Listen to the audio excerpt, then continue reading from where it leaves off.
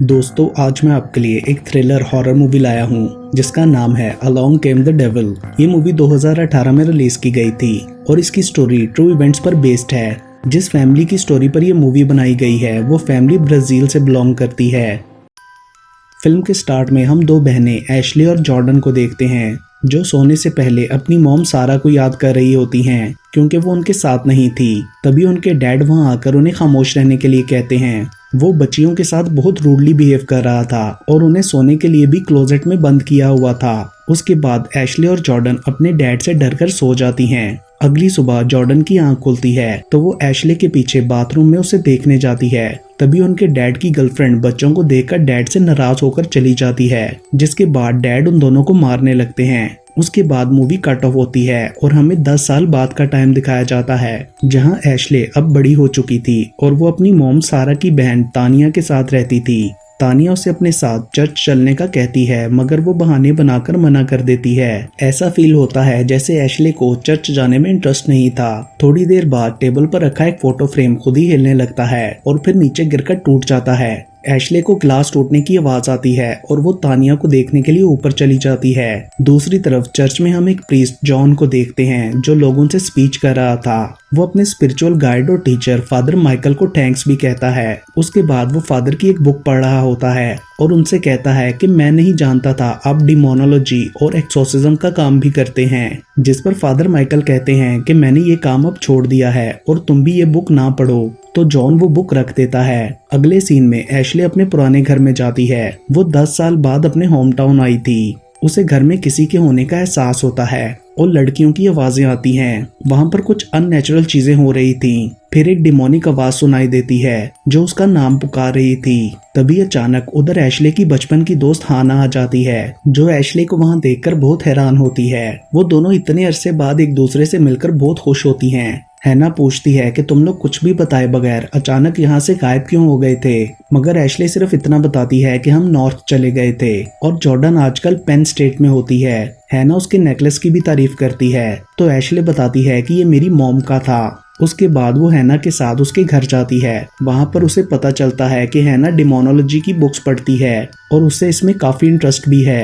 हैना एशले को अपने फ्रेंड्स हैंगआउट में इनवाइट करती है और कहती है कि वहां शेन भी आएगा जो बचपन में तुम्हें लाइक करता था। उधर तानिया घर वापस आती है तो उसे ऊपर से कुछ आवाजें आती हैं मगर वहां देखने पर कोई नहीं होता। तभी एशले हैना के साथ वहां आती है और तानिया से बाहर जाने की परमिशन लेती है। वो उसे ये कहकर जाने देती है कि रात जल्दी वापस आ जाना।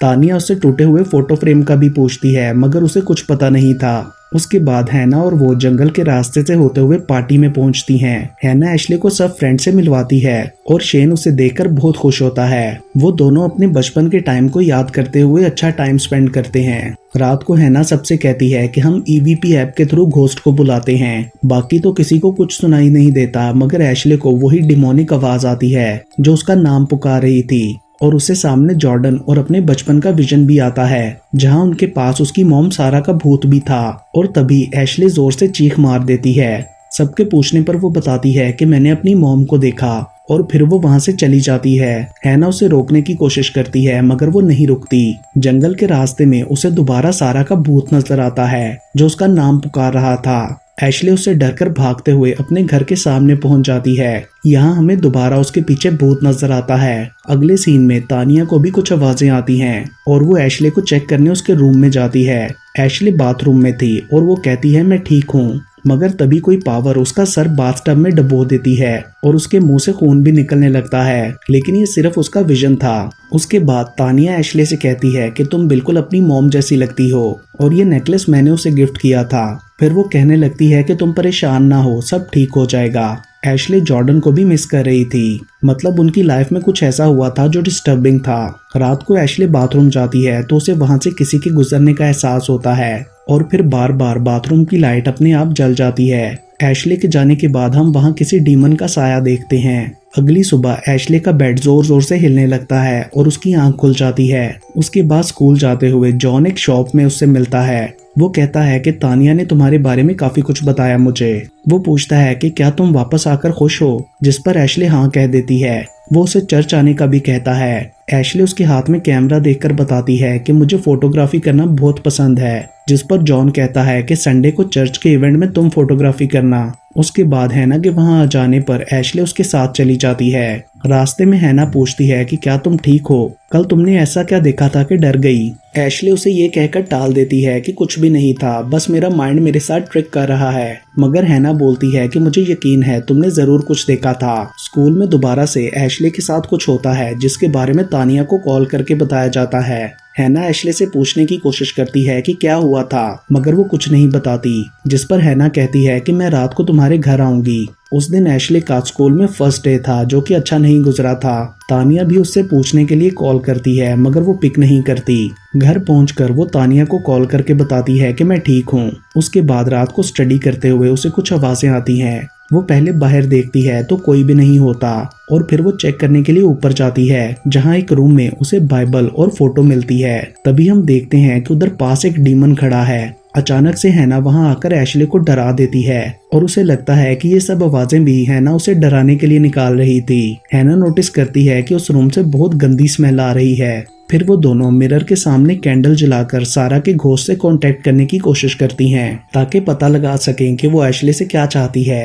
हैना को लगता था कि अगर वो घोस्ट एशले को दिखता है तो वो उसके बुलाने पर अभी यहाँ जरूर आएगा। पहले हैना सारा के घोस्ट को आवाज देती है। जब उन्हें वो नजर आता है तो फिर एशले रोते हुए अपनी मॉम को बुलाती है। वो कहती है मुझे आप अपनी लाइफ में वापस चाहिए हो। तभी अचानक से कोई अजीब सी आवाज आती है और कैंडल बुझ जाती है। हमें सारा का घोस्ट उनके पीछे नजर आता है। हैना कहती है कि मुझे ये ठीक नहीं लग रहा। तभी उन्हें शीशे में पीछे डीमन खड़ा नजर आता है और उसी वक्त तानिया रूम में एंटर होकर लाइट ऑन कर देती है और पूछती है कि आप लोग क्या कर रहे हो और ये गंदी सी स्मेल कैसी है।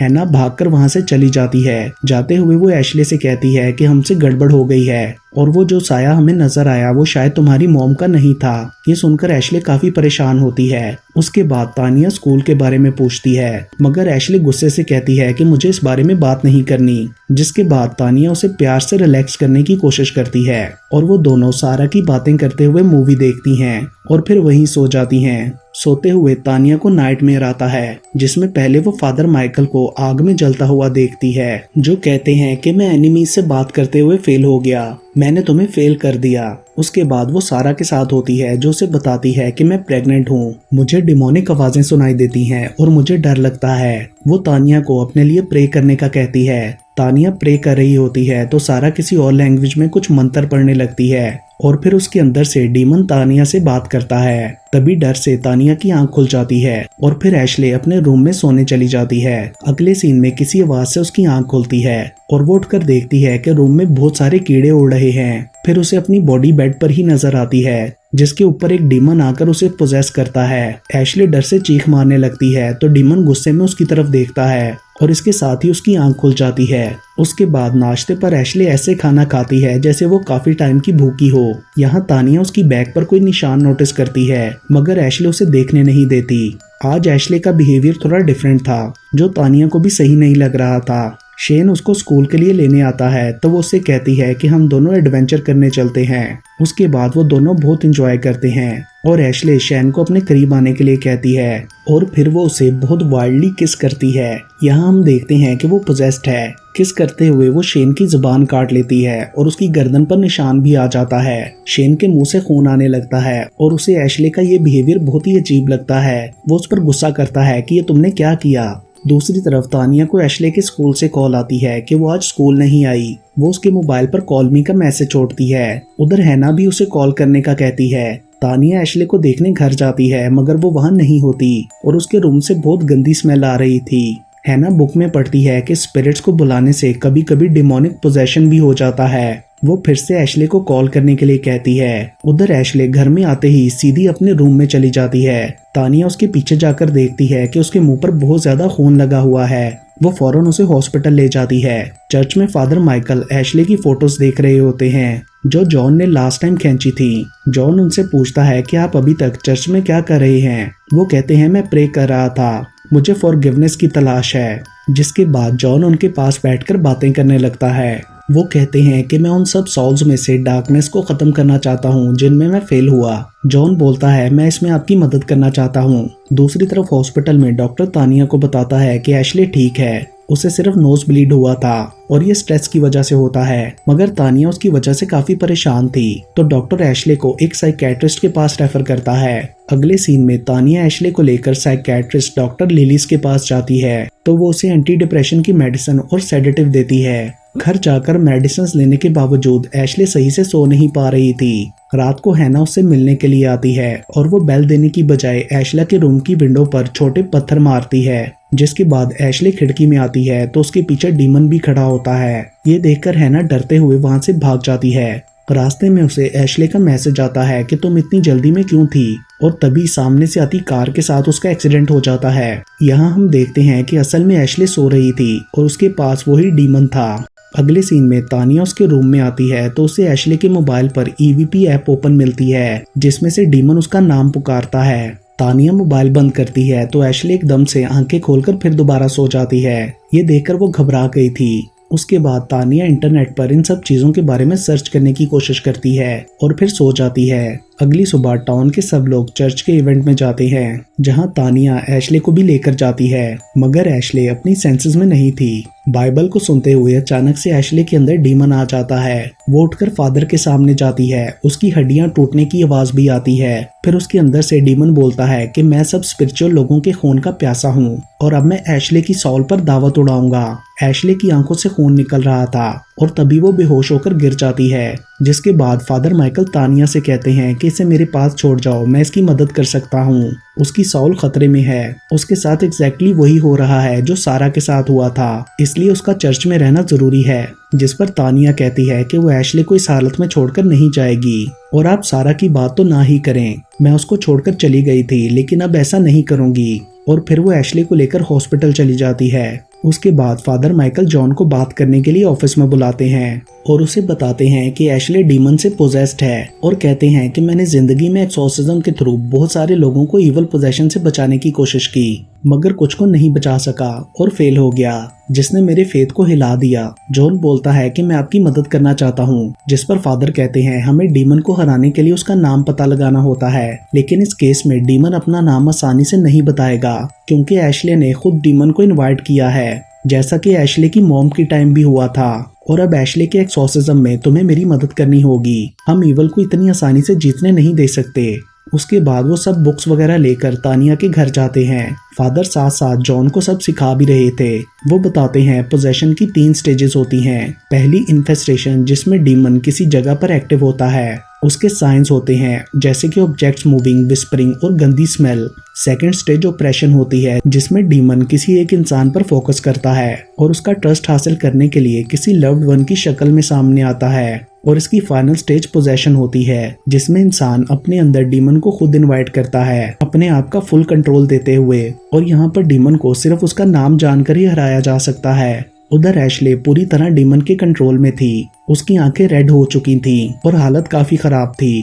डॉक्टर उसे चेक करने के लिए आता है और उसे देखने अकेले ऊपर उसके रूम में चले जाता है। तभी फादर माइकल और जॉन भी वहां पहुंच जाते हैं। जॉन तानिया को समझाते हुए कहता है कि ये सब तुम अकेले हैंडल नहीं कर पाओगी। उसके पूछने पर तानिया कहती है कि सिचुएशन पहले से ज्यादा खराब हो गई है और मुझे समझ नहीं आ रहा कि मैं क्या करूं। तभी ऊपर से डीमन की आवाज आती है और वो दोनों ऊपर देखने जाते हैं, जहां एशले ने डॉक्टर को बहुत से इंजेक्शंस लगाकर मार दिया था। ये देखकर जॉन जल्दी से एशले के हाथ बेड के साथ बांध देता है और फादर एक्सॉर्सिज्म स्टार्ट करते हैं। डीमन कहता है कि एशले यहाँ नहीं है और अब उसकी सॉल मेरी है।